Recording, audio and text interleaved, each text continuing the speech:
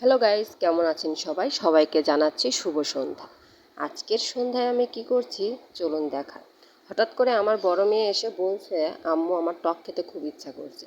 কি করব? এখন ফ্রিজে দেখি 3টা কাগজি লেবু ছিল।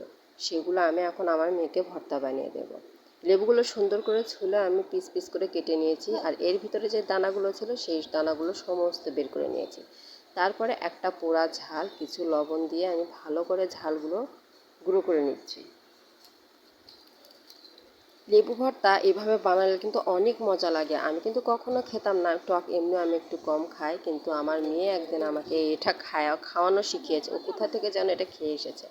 এর ভিতরে আমি হালকা বিট লবণ দিলাম, দিয়ে ভালো করে চটকে নিলাম। আর লেবুর সাথে আমি 2 কোয়া তেঁতুল দেব। তেঁতুল দিলে লেবু ভর্তার স্বাদটা কিন্তু অনেকটা বেড়ে যায়।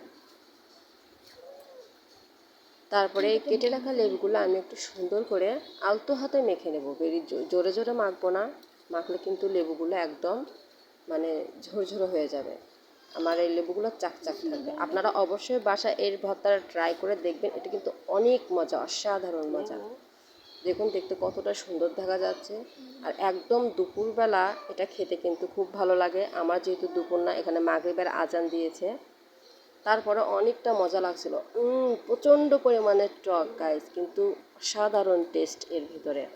আপনারা অবশ্যই বাসায় এটা ট্রাই করে দেখবেন। আর আমার এটা যদি আপনাদের কাছে ভালো লাগে, অবশ্যই আমার ভিডিওতে একটা লাইক দেবেন। বাই বাই, সবাইকে শুভ সন্ধ্যা।